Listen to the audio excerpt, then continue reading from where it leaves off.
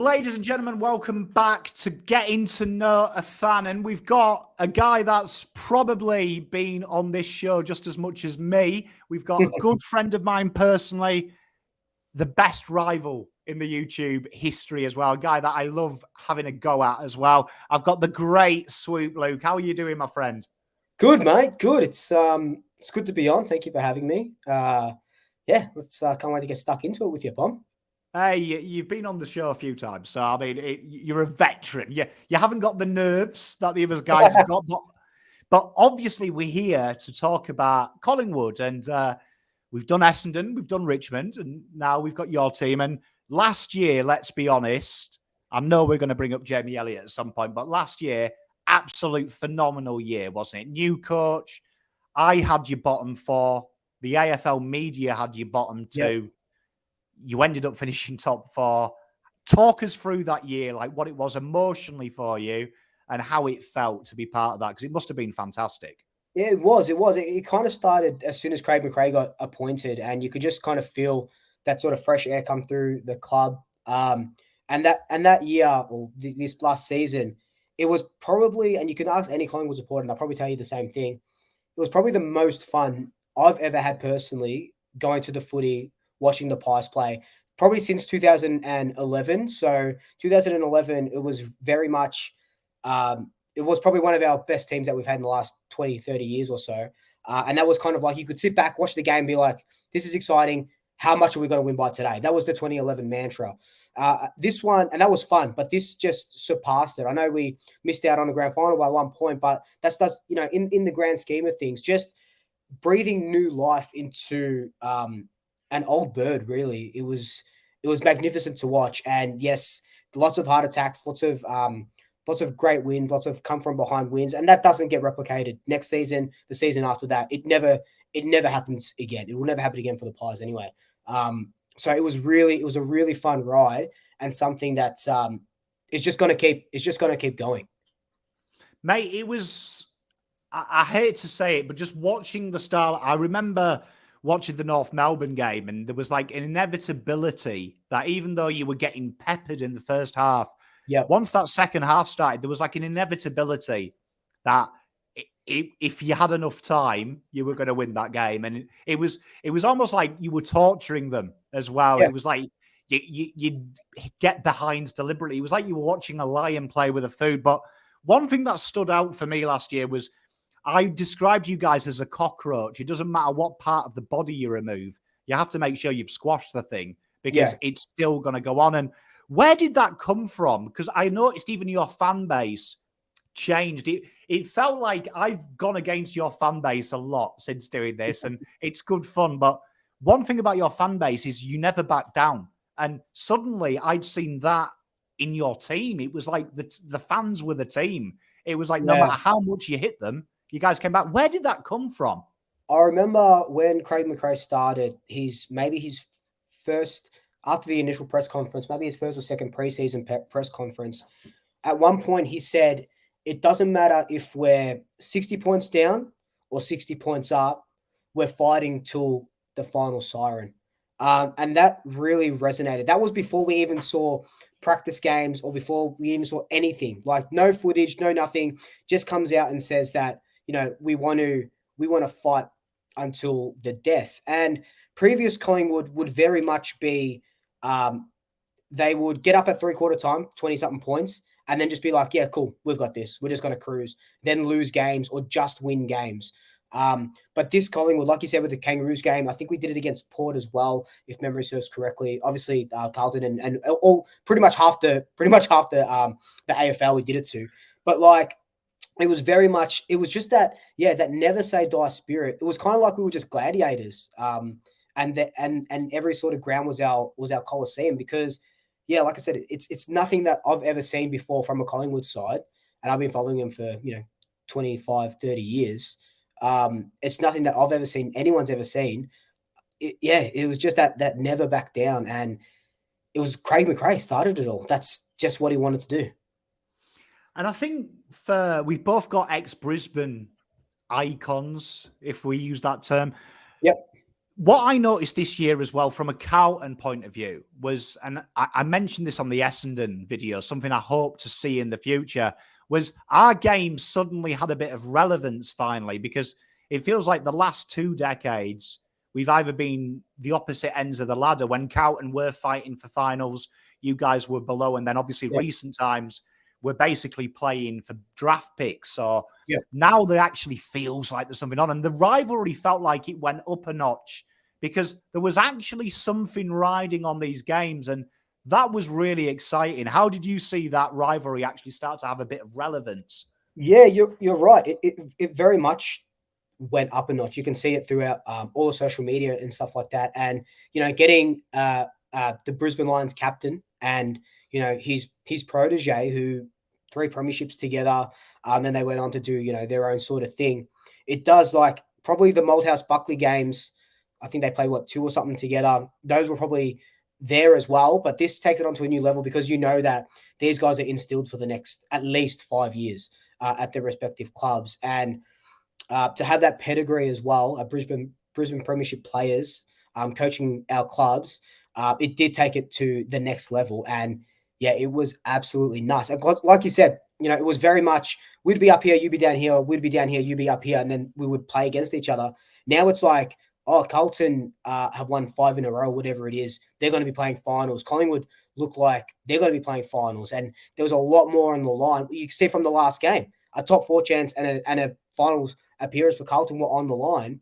When was the last time? That was probably the biggest, besides grand finals and finals, that was probably the biggest home and away Collingwood game, Carlton Collingwood game in a very, very, very long time, if ever. Oh, 100%. And I think it needed it. I think the rivalry's been building. I have noticed the last 3 years, it seems to be building, whether that's you, me, and Terry taking the piss all the time out of each other. I don't know. It felt like it's been building to a crescendo, and it feels like now we've got 2 teams that I don't mean this in arrogance, but I can see us 2 being a big part of the AFL for the next 5 years. This isn't going to be just this year.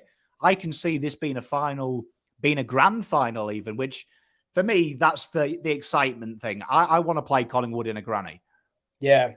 It's look, you mentioned us 3, and I don't want to toot our own horns that we're sort of the pioneers of this, but Terry always talks about how, I remember the first time I talked to Terry, he was always talking about how, the rivalry doesn't feel like it used to do when his grandparents or whatever used to tell him about the 70s and the 80s and stuff like that. And, still no one's punching on in the streets at the moment, but they're punching on online. Like, there is some insane blows that we come to. And I think that, this might be, people talk about West Coast and Fremantle, Adelaide and Port Adelaide, and this might be, now it's coming up. It's always been a big rivalry, but now the social media aspect of it and kind of what we do, like, we can't shy away from what we have been doing in a social media presence for this rivalry. It is fucking nuts. It's nuts what it's become and what it will become. You're right, for the next 5 years. Mate, it gets a bit heated. I mean, I got clipped. You know what? Last year, it was actually the first time. I don't usually write a script, and I have a lot of Collingwood guys and girls in this group as well, in Pommy and Oz. They are fans, and they are always great to interact with. But it was the first time ever I started to write scripts during that week, because your fans were clipping everything I said. Anything I said, and trying to make it something it's not. Like, it got to the stage that I had to employ a lawyer and be like, can you just read this script and make sure? It does. And I've been on the losing end of clips and stuff as well. So look, it's all, as long as people keep it all in good fun. It is fun. It is. And yeah, it is just, and it'll only get bigger next season.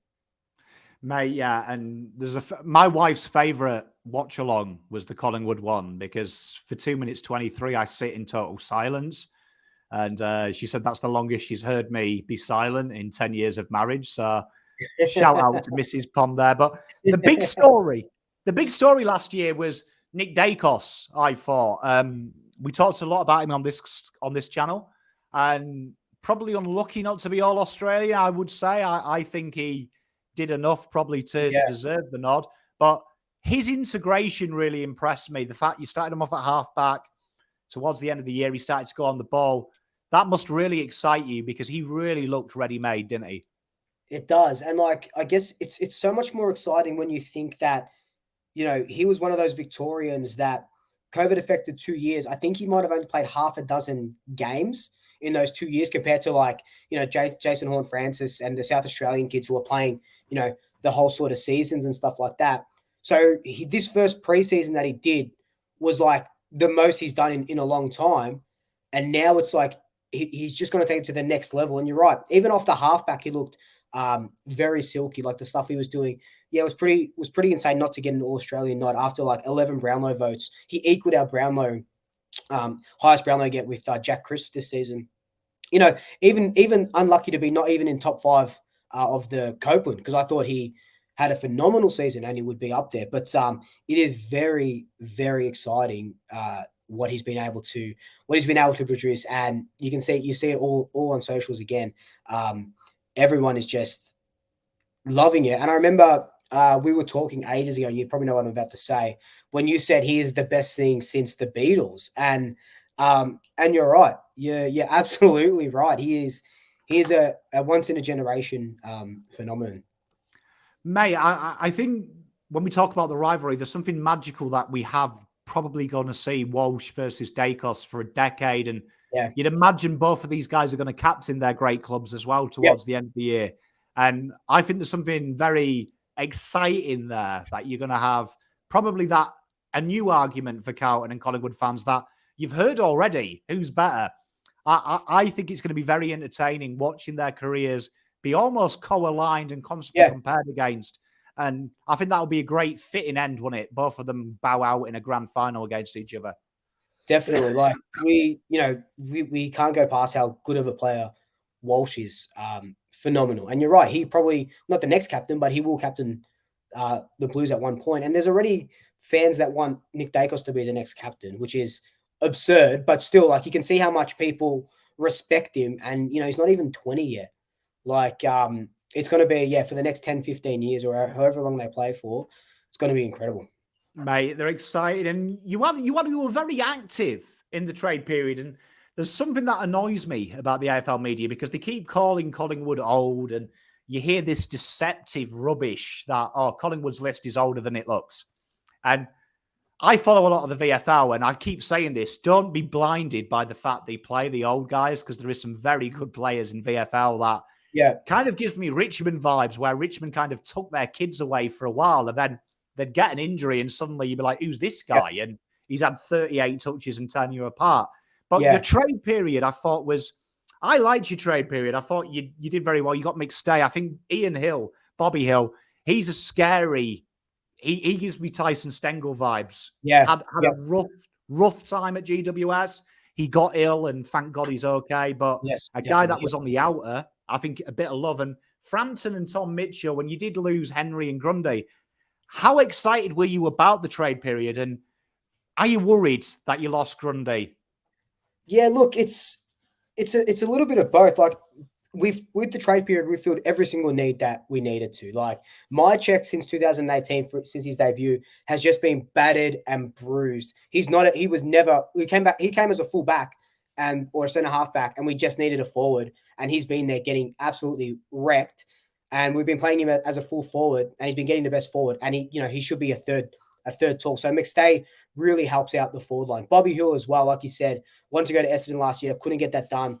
Unfortunately gets cancer again, beats it, which is amazing. Him and Ginnivan in the same forward line is going to be phenomenal as well. Billy Frampton, look, I don't know a lot about him. I've seen a couple of SANFL stuff from him. We don't have a big key defender, so we feel that need. Will he be the next, Wiedering or Darcy Moore? Probably not. But will he be able to, he's like 200 centimeters tall, 110 kilos. He's a huge boy.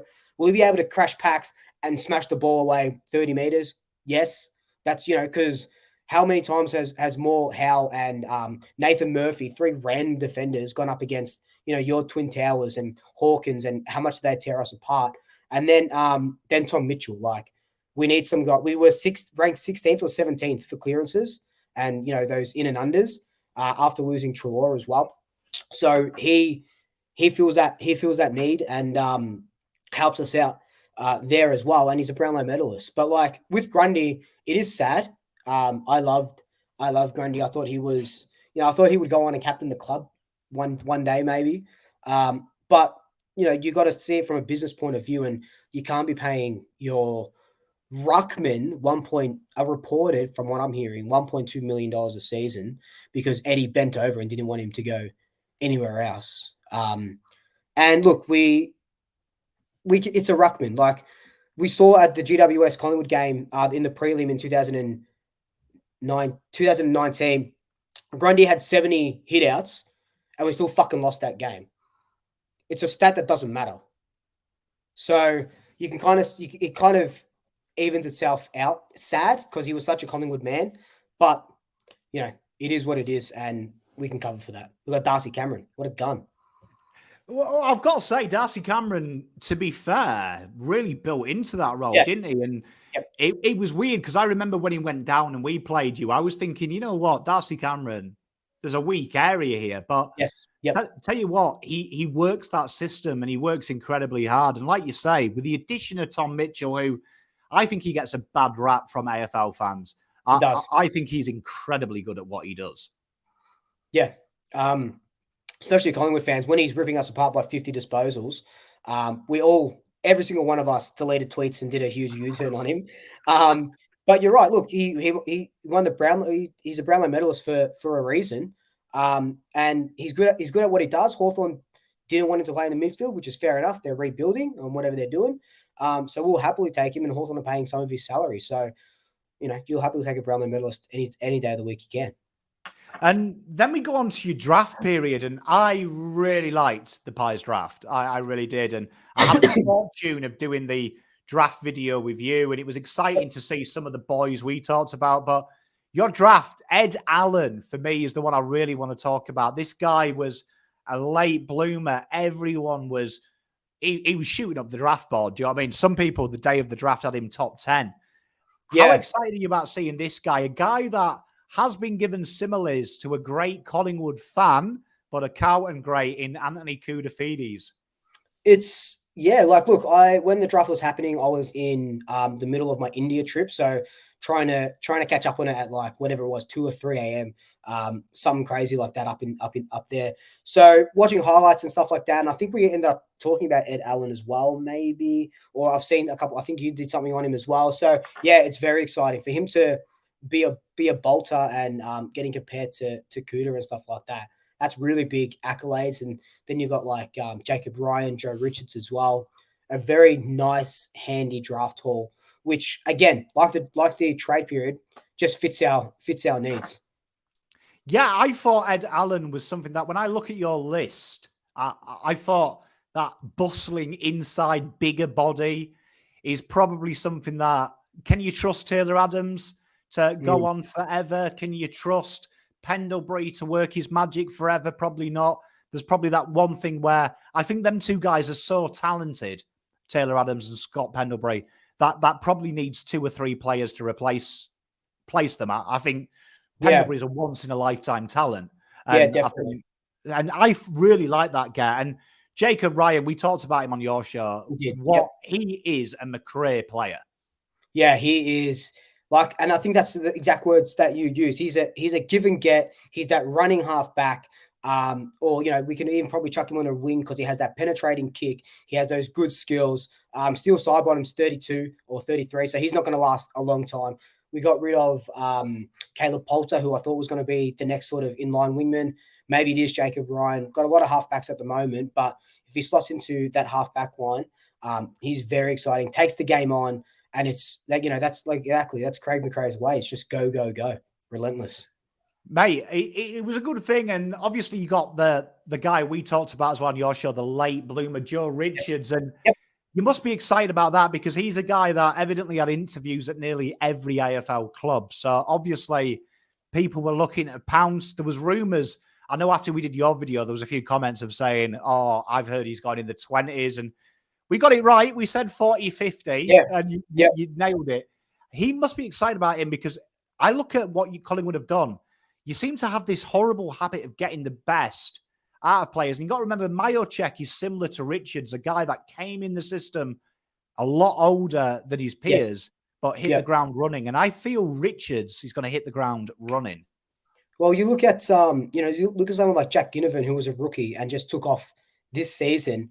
Joe Richards has had, I think he's been trying to get drafted for 5 or 6 years or something off the top of my head. Mature age, school teacher, so he has that patience as well.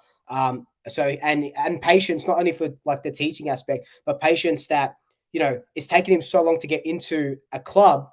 He's just going to relish it. He's not going to be one of those guys that had everything handed to him. He got drafted at 18 at pick 3 or whatever it is. I think he went pick 48. And he's finally at a club after exactly all those interviews. And, maybe we can't play him, Bobby Hill, and Ginnivan at the same time, but you dare say that someone who's kicking bags and bags and bags a game does get a look in at one point of the season. And, sometimes when those players get in, they don't fucking come out of the side. Mate, I'm with you. And I think the less talked about thing about Collingwood as well is you've got a few picks next year as well. Do you know what I mean? In a draft class that, particularly from a key aspect, is quite a plethora. And I think I can see, I remember when you did that draft and you got rid of Treloar and stuff, I remember a lot of the media saying that this is the worst trade. It's a disaster. I remember going a different way. And even my own fans hated me saying, I actually think it's genius. And I was like, I think it'll pay them back very quickly. And I think people will be blindsided by the names. And it does look like you might have done a complete reset with next year's draft in 3 years, which will be, as a Carlton fan, we've been resetting for about 38 years. To do it in 3 is pretty impressive. And I think that is a credit to your list management. Yeah, well, look, that's why Graham Wright gets paid the big bucks and all those sort of guys. And, with list management as well, that was very much a Buckley team. And, the Treloar thing, happened. Another, like Grundy, Collingwood through and through, things, water under the bridge and all this sort of stuff. But you're right, like that on paper, that looked absolutely shit house, that trade. But it's worked. It's paid dividends at the moment. And now we've finally got this list. You've got to remember that this was Craig McRae's. This is Craig McRae's list now. People that, you can see that by the Browns. The Browns were kept for probably longer than they had to be because probably the name and stuff like that. But now we can see that this is finally Craig McRae's list. So he's got players that are going to buy into his philosophy. And he probably had a say in not having to, need Grundy anymore. And we see that Treloar hasn't lit the world on fire when he's gone to the Bulldogs either. So, everything happens for a reason. Yeah, and I agree. And I love what you say about the Browns. It was something that we talked about in the Carlton video, that they're the names that when you're shit, you seem to give them an extra year. Because I think sometimes, and Carlton have been guilty of this a lot in the rebuild, because they invest heavily in the draft, they need to try and maximize draft picks. And sometimes you get that mentality, don't you, when you're not going well, of maybe just one more year, though. Yes. What happens if next year they go somewhere else and be good? I love the fact that, like, Carlton were ruthless with Stocker.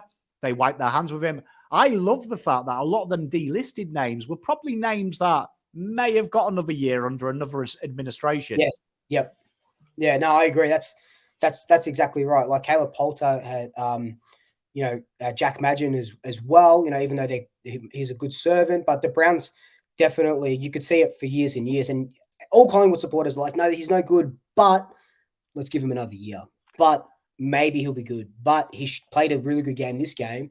And yeah, it very much is the name that kind of keeps them on.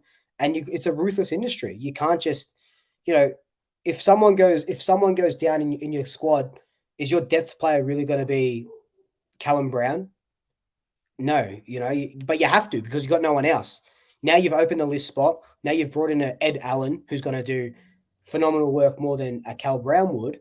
Even though I love Cal Brown, I talked to him on Instagram a little bit, and I love him. He seems like a really nice kid and stuff like that. But the AFL industry is ruthless, and You got to make these changes to progress your club. You can't just keep your club, back because I need to keep this player for another year because he might become good. Mate, I'm with you, and it's something that I always explain to Carlton fans. You've got to get your head around it. If you want to be good, look at Richmond. All the players that were never good enough to play for them that are now scattered at other clubs like Dan Butler and players like that. If you want to be a good side, you're going to have to make decisions that probably aren't nice because, like you say, Jack Madston, he's getting on a bit. Is it now the time that you give it to a younger player as the backup? And if there is an injury, that guy gets 5 or 6 AFL games a year to really blood and hoard his career, or do you want to waste it on a 29, 30-year-old? Well, that's exactly right. If Jeremy Howe goes down in another year, Jack Madden gets half a dozen. Well, he was getting half a dozen games. And yes, he's a good servant. He had to do what he had to do. Wasn't the best skilled, but we had no one else. But now Jeremy Howe goes down and a Nathan Murphy comes in or a Billy Frampton comes in where these guys weren't coming in because we were giving it to Jack Madden, who was next in line. So you're right. It is that depth and it is blooding those youngsters now. And we move into 2023 with, I think, do I dare say this as a Carlton fan and not smile, but I don't think the media are giving you guys enough respect for last year. I've looked at them and you're one of the teams that are highlighted to drop out of the 8. Now, I'm in a weird position as a Carlton fan. The media seem to have all bought Carlton memberships and I'm starting to read articles and think, shit, we might win the flag based on the media. I've noticed, though, that you're one of them teams with the Dogs, and I do think the Dogs are going to struggle this year, but I don't think you guys are, personally. I think you will be top 4, and I think we'll be doing battle with you guys for that 4th. How are you thinking next year? Do you think there's going to be a blip, or do you think you can maintain it? Are the media being harsh? Look, there's a lot of talk and, on social media and the media, and you see it a lot from Carlton fans as well, ironically. It's very much like, oh, yeah, you won 12 close games. You can't win 12 close games again next year. It's like, yeah, obviously. We're not going to win those 12 games because we're going to we might not win, all those close games again if we had to redo it. But we know how to win. Those 12 games, it wasn't just like we were up by 40 points and the other team came back and we just won by 3 points. We know how to win now, and yeah, we might not win all those close games, but some of those close games, like the Kangaroos game, Hawthorn, the Gold Coast game, the Adelaide game, they don't happen again how they did. They go on to be 15, 20, 30 points. Now, all the systems come in place. That was just the hard contested ball, Craig McRae's way of thinking of never say die. That is what's going to propel us to. We might only win 3 close games next year, but the other games aren't going to be close. We know how to compete in those closer games, but we know how to win bigger now, if that makes sense. So yeah, I think the media are writing us off a little bit. I think a lot of fans are writing us off. I'm not saying that next year, we're going to be 3rd or 4th or 2nd or win the flag or win a prelim final. But I think that a lot of people that have us falling down, that it's very much just, it's not from a Collingwood point of view. It's just them saying, oh yeah, but it's because you won all these close games. But we know how to win now. That's the main thing. We know how to win. Mate, I'm with you. And I was watching, I hate to say it, but she pops up on my timeline probably because of you, but there's a girl called Jen who does a lot of the training footage. Yep, amazing. Yep, she's amazing. And I'm a bit of a stalker for opposition teams. And when she posts these videos, I take them in because I'm like, okay, cool, let's see what Collingwood are doing. One thing I've noticed from these is there seems to be a real onus on one, transition and transition bombing, but 2, I've noticed there's been a lot of contested work in getting that out wide as quickly as possible. And I think people are naive to think that McRae has finished the year and gone, oh, great, I just waved the red flag and these guys go like psychopaths and fight their way to win it. Yeah. I imagine he's like, right, we can't be in that situation next year. We need to make sure that we're 20 points up by 3/4 time and we can hold that way. Yeah, exactly. Do you think Craig McRae, like all these fans think that Craig McRae is going to say like, all right, the game plan is let's go down by 30 points at 3/4 time and try to win. That just reminded me, let me read you something that was on an article today that exactly talks about what we were just talking about. It's from Herald Sun, Sam Landsberg, I think his name is. Brendan Bolton barked and the Magpies listened. He said late in Friday's main training session, they had mucked up their positioning in a full ground ball movement drill. He then said freeze and then said that they were set up perfectly. So, like, you know, these players spent 300 minutes engaged in one-on-one battles, ground balls, and aerial contests. Like, 300 minutes in a training session just doing those contested balls. So this doesn't happen. This doesn't happen again. You're 100% right. It is one of the things that annoys me about the AFL. I did hear a Carlton article as well, and they were like, Carlton need to really work on their defence in transition and forward pressure. And I'm like, do you think Voss is literally gone, mine's pretty good? Like, we'll just do the same game plan again and just hope not to lose. I'm like, I'm pretty sure he's aware and he's adding these layers. And I'd imagine McRae is actively adding the layers so they aren't tight games. And a lot of them tight games, I would say, you probably should have won performance-wise by 40, 50. 100%. Yeah. You were just scrappy. And I expect you guys to come out fighting. Oh, yeah. No, that's exactly what it's going to be. You're right. Like, these games, you know, and you know how it is, man. Like, you know, Charlie Curnow kicks 5 points in that game, in that round 23 game. That's what we were doing the whole season. That's why we're winning these small games or not winning, because we're kicking 4 goals, 14 up until 3/4 time. And then we go, actually, let's try and kick accurately and stuff. It's very, very, you know, you tiptoe around that. But like you said, if with football and coaches and stuff, they're constantly adding layers to their game plans. They're not just going, look, we got 3rd or 4th. That's perfect. Let's just do what we did. No one else is evolving. Let's just do what we did. No one says that. Mate, it's one of the things that I do read a lot on Twitter, particularly. Like, I remember Carlton with Teague, and we had a very similar year to you where we won games. I think it was 12 games you guys won by 2 kicks or less, and Carlton were the same, like won or lost by 2 kicks. And I remember a lot of people going, but Carlton are on the right path. And this was Carlton fans going, if it swung the other way and we won them, we would have been 2nd. And I'm like, yeah, but if it also swung the other way, we would have been 17th. Like, you've got to be looking at why were them games tight and what could we have done to not make them tight. I agree with you. I think some people just think literally McRae sat there with a big fat cigar going, we'll be all right because we come from behind. Like, all we got to do, just run harder, boys. Like, I'd imagine he doesn't want to have tight games. Exactly, he wants to put teams to the sword. Exactly. What coach wants to win games coming from behind? Yes, it shows a lot of grit. Yes, it shows a lot of passion. Shows a lot of fight and spirit. But fuck, man, you don't want to win games because you're down by 6 goals at quarter and win because you kicked the goal after the fucking siren. Yeah, that's good once in every 10 years, but not for half the season. And that's definitely what they're, you know, just like Carlton are going to work on whatever it is, their defensive transition. Collingwood's going to work on making sure that we don't play those scrappy games. And I do think the way that McRae plays, and I can see what he wants to do, and I think he will get it right. And I do look at Carlton and Collingwood, and in my honest opinion, I think what they need to fix is so easy. It's not a massive thing. It's little small 1%. And I said this about Carlton. Every game we lost last year for the first time in 20 years, you can identify it. Where usually it's like, fuck, if you want me to fix it, get me 30 players that aren't shit.